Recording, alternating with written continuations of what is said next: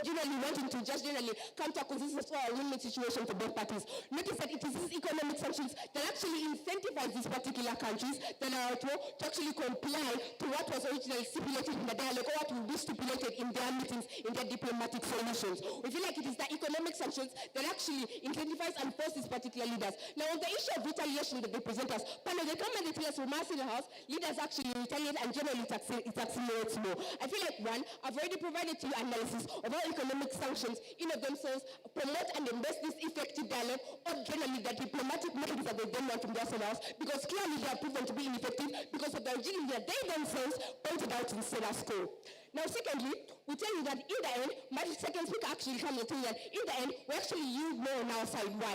Notice that from our world, we're able to garner internal and external pressure panel. Not only actually countries staging sanctions against these particular countries, but also the people inside realize we have no food, we do not have proper service provision because there's no money generally coming in. So then the citizens in themselves, because of the social contract theory, that generally gives the citizens the obligation and the right to challenge and replace their government if they do not fulfill their sole obligation, which is to satisfy the citizens' interests. We then feel like in the end, we're actually able to garner more compliance from our side of the house. But we also think that in of themselves, economic sanctions pressurize these countries. These countries are where they clearly decide to spin the debate to wars. They actually pressurize these countries to actually submit and generally actually reach a consensus and a compliance, which in the end is what is necessary in today's debate. So I actually show you how we actually achieve urgency. Why? Because from us in the house, we're willing to do a trade-off. Notice that in us in the house, yes, people may suffer for a particular amount of time, but it will actually end because these countries will be actually forced to comply, they'll be incentivized. Whereas on their side of the house, their solution generally lengthens the time and actually does more harm than good. That is the exclusive harms that we generally get. I rest my case.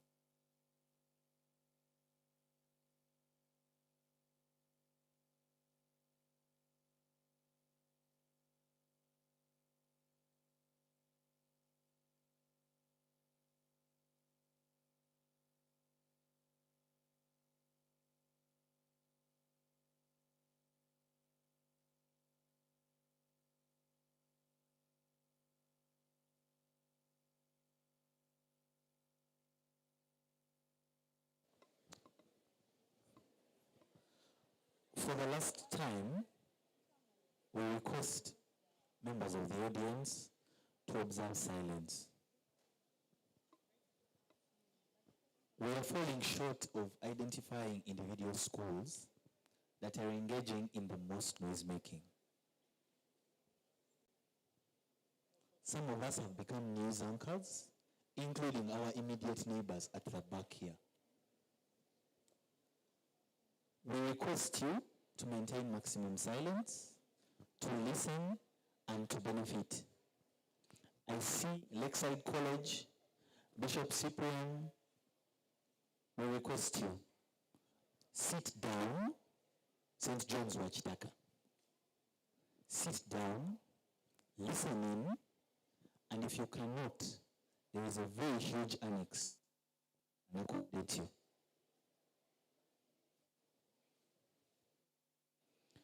I see colleagues from St. Ambalala campus standing at the back.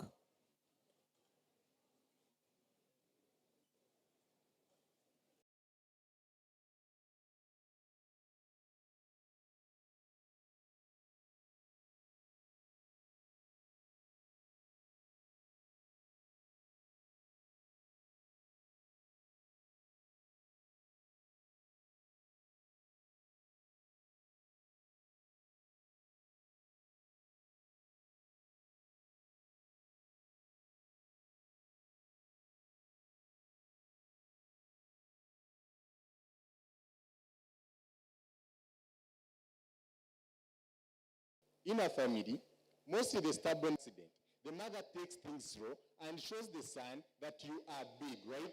But the father who uses force, most times the father will also be beaten because the son are also praying. That means already knows that NATO, things like USA, they can sanction it anyways, but if it goes ahead to attack, that means he's not afraid of the sanctions, or it doesn't work. Then they also think internal pressure will work, but we think that increases the tension that would have been solved in affirmative case. Two, they also come and say things like being postponed and stuff. We think even if we think being postponed won't happen because we proved urgency. When there is a fight, both parties are suffering. I think it's bad to come and say Russia attacking Ukraine, it is only Ukraine that is suffering. Even Russian people are suffering. So urgency is already there. All the parties want clarity. What you must understand, calm down, what you must understand is that the country wants to prove superiority. So if it wants to prove superiority and you want to show it that it is inferior, it will also prove its superiority. So at the end of the day, you are going nowhere, and as my speaker said, you still resort to diplomacy. So why not go for diplomacy in the first place, right? Then they also come and say, the suffering, right? We think the people who suffer in the end are the Russians, not people like Vladimir Putin. So Putin is not being affected by the sanction. Talking to Vladimir Putin actually make him to concede. They do not understand that they are the causes of the problem. They did not talk to Vladimir Putin, but they wanted to show him how big they are. NATO just put sanctions. America agreed with NATO and put sanctions. No one wanted to talk to Russia, and Russia did what it did. And we still have the war anyways. So I think they are the cause anyways. Then they talk of things like, if a person gives you a punch, what should you respond? They say there is no other alternative, but we think we have two alternatives. You either ask him why he has punched you, and that's what we think is effective dialogue. But if you punch back, then that is a fight, not dialogue. Dialogue can only be started by words, not by punches. Then let's go on. Things like nuclear weapons are things we cannot joke with anyways. If a country is making nuclear weapons and your take is to put sanctions on them, and they agree that the leaders are rigid, we cannot risk another Hiroshima and Nagasaki anyways, and we think we should go with affirmative. Then things like time are things we cannot waste when people are dying, because when we put sanctions, more people die. We don't think the way to save people is by making more of them die, and we think our idea works better. Thank you.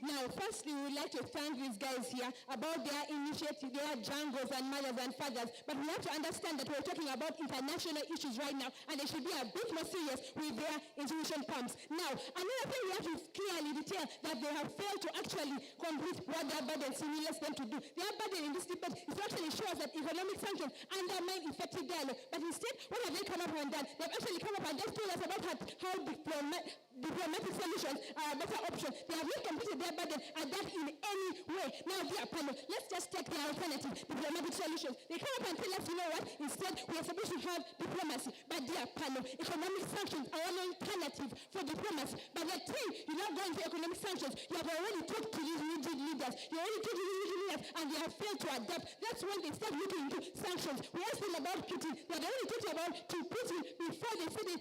Putting these economic sanctions into place, they get it all wrong there. Now, they also come and continue talking about urgency, about how we are undermining urgency. But really, as their diplomatic solutions, alternative, as people are dying, instead of sitting and holding meetings with these leaders, we continue to go and kill other people in other countries. And you really think at that point in time, diplomatic solutions are a better option? What are these people thinking, honestly? They are the ones who are undermining urgency. Now, the next thing that you present to us is that, you know what, sanctions being placed on the people, these people are killing others. As you place economic sanctions, these people are actually killing others. Yes, they're actually killing others, but in the end, what happens? You're killing people, and what happens? You people are dying. So what? There is some kind of internal pressure. There is already external pressure from the United Nations, but now there is more internal pressure. Those people are dying. What do you do as a leader? And you have to understand that leaders articulate. These leaders are not single leaders. There is a council of advisors. They see and they're analyzing the war. They see and analyzing the problem. And that is when they advise them to actually reduce the war to Kiev.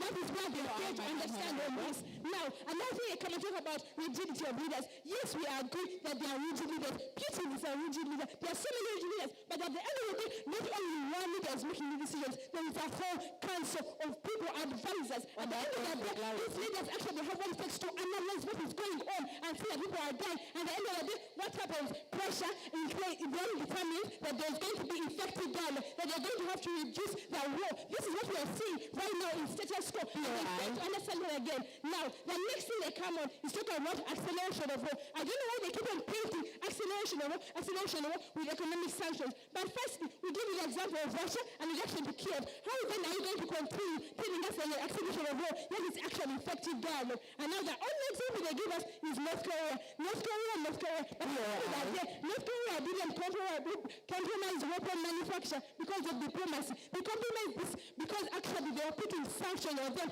and that is proven. They could research later if they want to do that. Now, the next thing I want to talk about is allies. They continuously come and give us allies. Now, these allies, they come and give us an example of, you know what, Russia is going to have allies with China, but there's what they call comparative advantage. No nation produces what they think other nations are going to give another nation. You produce what you have, and you give them that. So at a point in time, when Russia then loses China, they're losing that thing. But they always understand that no man is an island.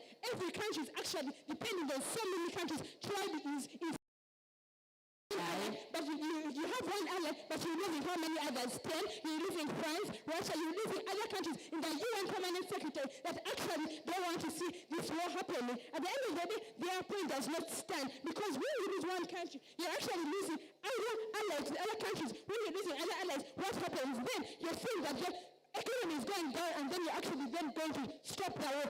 This is what they call effective dialogue. And now, the other example they come and give us is genocide. The genocide. Hutu and the Tutsi. Really, how can you start bringing up such country issues in one single country when we are discussing international issues? There could not be economic sanctions on such places because there are internal conflicts. We are talking about wars between countries. We are talking about one country affecting the other. There are examples throughout this debate. Other than that, they are mother, they are father, they are jungle. They do not make sense in any way at all. They are problem. Now, I want to do one more thing. I want to come and tell you what their burden was for us. We are simply to show that effective dialogue actually does not undermine, that economic sanctions do not undermine effective dialogue. How? We clearly show you that we put pressure on them. You are losing labor, you're losing infrastructure, you're losing allies, you're losing raw materials from these other people. These other countries that don't want to see you continuing with such a conflict. And then what happens? You then put an economic sanction on you. When what happens then, you're then more willing to comply. At the end of the day, we continue as we see. Using previous examples, using North Korea, using Russia.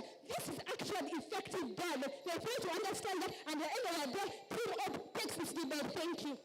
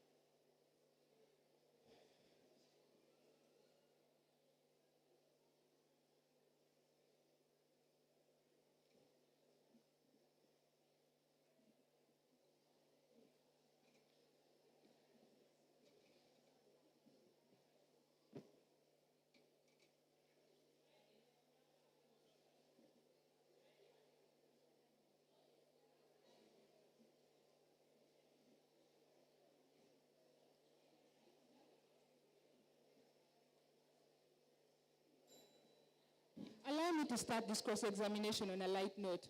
Who comes up with these fables? Could you repeat your question? Who comes up with these fables? Could you explain? Especially the one with the bear. Okay. Now, to assume that you're a finalist level debater and We shall touch upon that later. is just What my creates question. effective dialogue? Now, effective dialogue essentially is just grown men, reasonable men sitting down at a peace talk table. All right, coming to what creates urgency. The thing with urgency is the fact that you need to save people's lives. Thank you. Do you believe that pushing someone in a corner would lead them to compromise? 100% no. They just retaliate. We've seen it. All right, so your first speaker was lying. I don't. Are you familiar with the Russia-Ukraine war? Are you familiar with the Russia-Ukraine war? I'm sure that's what you're talking about. All right, tell me briefly about the Battle of Kyiv. Okay, now to explain What accelerates a war? to a corner and What accelerates a war? aggression and it's essentially that. Thank you very much. Are the leaders of this country rigid? Very. Thank you. So you want to be diplomatic with a rigid leader? You'd rather be aggressive with him? Oh, so your second speaker lied to an august house? Familiar with the proverb, no man is an island? About a talk.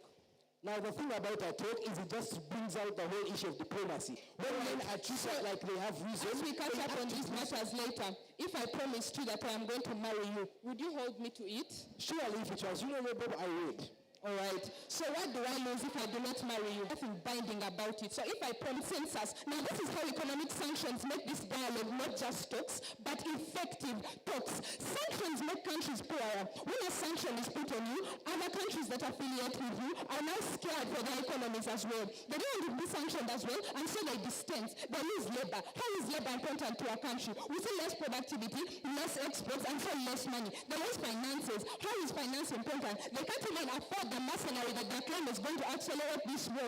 This economic atmosphere leads them to compromise. It makes them more willing to comply, and when this happens, we actually reduce on the conflicts. This is the effectiveness that we are looking for, to be able to sit down and come to the agreement in an ideal situation. If you present to us a wild story that somehow they are going to convince, we need to help them actually come into place when all forms of diplomacy have actually failed. It's the diplomacy that comes first. When all forms of diplomacy actually have been frustrated, that is when these economic sanctions can come into place. So they cannot come to the floor and tell us that somehow they have been reasoning with these people through diplomacy, and now these people have failed to listen to them, and what are they going to do? Continue with diplomacy. So what Pop is suggesting, that we should continue with this diplomacy that has failed. Reason we've had the country can't survive without allies. We must understand that inherently these countries actually are going to need this. Not to come to the floor and tell us that it is practical, that one country is actually going to sacrifice 6 allies in order to return well.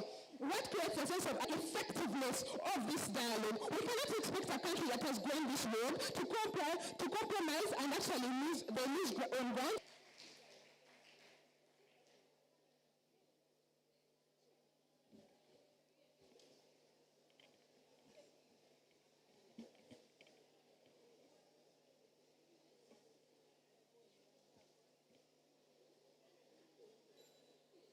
Okay, so as a very reasonable young lady that you are, I would expect you to answer this analogy with the utmost sincerity. Hit the bear or sedate it. Now, those are the fables. Okay, so moving forward, would you rather accelerate war or find a solution for it? I beg your pardon? Would you rather accelerate war or find a solution for it? Now, this depends on the effectiveness of the solution. So that's why Russia and Ukraine have ended their war, right? I beg your pardon? So is that why Russia and Ukraine have ended their war? Has the war ended? Exactly, no. So moving forward, it's just to move forward, just like to get to understand your coherence with this, do economic sanctions affect peace talks in any way?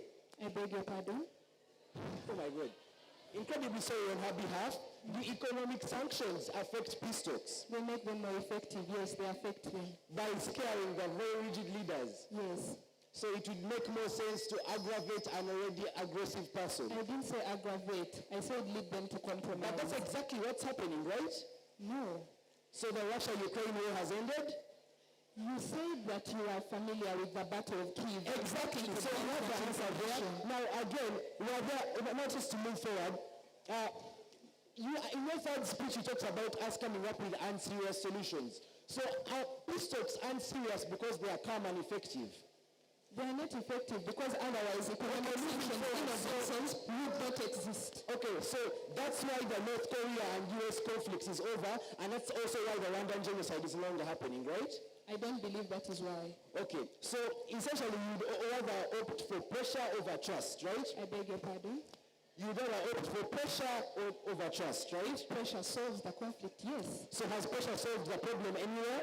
Yes, it has reduced the lives lost. Is it okay if I could ask for an example? I beg your pardon? May I have an example as to where pressure has worked? Now I need a seat to narrate the battle. Okay, perfect. So you came uninformed. Now moving forward, will it be better to, in a world where everyone is trying to establish a superiority complex, trying to assert superiority? I just think it's wild to assume that this doesn't take place in diplomacy. So you'd rather opt for aggravation over diplomacy? It's not an exclusive benefit. Okay, so moving forward, now economic sanctions undermine effective dialogue. Throughout their entire speech, they completely continue to cohere with us that economic sanctions essentially, with our characterization, then just move forward to aggravate and put these leaders, these very rigid, these agrarian, with whatever else they have been, they have no answer for that. Because North Korea has been under sanctions since Kim Jong-un's grandfather was in office. So you can see that this has just been a long, drawn-out process of the people suffering. We don't see anyone suffering when Vladimir Putin is brought to a table with other reasonable human beings who are pretty